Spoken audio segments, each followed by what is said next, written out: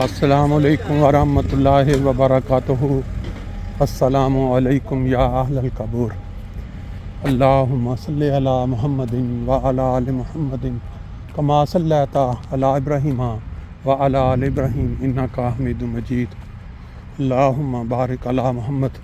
وعلی آل محمد کما بارکت علی ابراہیم وعلی آل ابراہیم انک حمید مجید۔ یہ دیکھیں چھوٹے چھوٹے علاقوں میں جو قبرستان بنے ہوتے ہیں، کتنے منظم طریقے سے، خوبصورت طریقے سے ان کی جو قبریں ہیں بڑے ترتیب کے ساتھ بنائی گئی ہوتی ہیں، اور ان کی صفائی کا کیا نظام ہے۔ اور پھر جن کی قبریں نہیں ہیں ان کو یہاں تختیاں لگا دی گئی ہیں پتھروں کے اندر،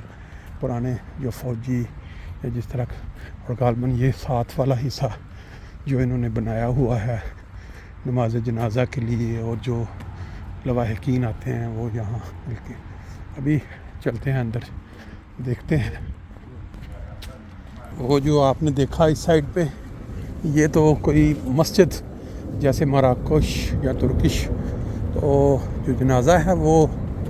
آج ہمارے ایک بہت ہی پیارے دوست عبدالجلیل عباد صاحب، جن کو دنیا میں ایک معروف شاعر کی حیثیت سے جانا جاتا ہے، ان کی فرسٹ کزن کا ہے، تو ہم یہاں کوشش کریں گے آپ کو وہ جو آخری مناظر ہوتے ہیں ہر انسان کی زندگی کے، وہ آپ تک پہنچائیں۔ لیکن اس سے پہلے آپ یہ مناظر دیکھ رہے ہیں، یہ راؤنہائم ایک علاقہ ہے، فرینکفرٹ جو ایئرپورٹ ہے اس کے بالکل قریب ہی کہہ لیں، 10-15 کلومیٹر فاصلے پہ۔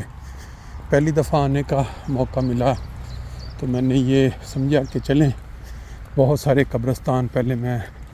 دوستوں کو دکھا چکا ہوں، لیکن آج راؤنہائم کا قبرستان بھی آپ کو دکھا دیا جائے۔ اصل میں یہ جو ماحول ہوتا ہے نا قبرستان کا، اس کو دیکھ کے، اس کا مشاہدہ کر کے، انسان جن کو اللہ تعالیٰ نے عقل دی ہے، فہم دیا ہے، اور وہ سوچنے سمجھنے کی صلاحیت رکھتے ہیں، وہ ان کو دیکھ کے سبق سیکھتے ہیں، اور وہ باتیں جو انسان کی زندگی میں جڑ چکی ہوتی ہیں اس کے ساتھ پکی، ان کو کوشش کرتے ہیں کہ ان بری عادات کو چھوڑ سکیں۔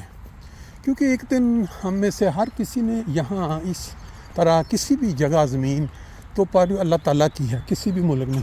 وہاں پہنچنا ہی پہنچنا ہے۔ لیکن کیا کہتے ہیں کہ اس سے پہلے اگر انسان بہتر کر لے اپنی حالت، اور ان مقامات کو دیکھ کے کوئی سبق سیکھتے ہوئے وہ تمام بری عادات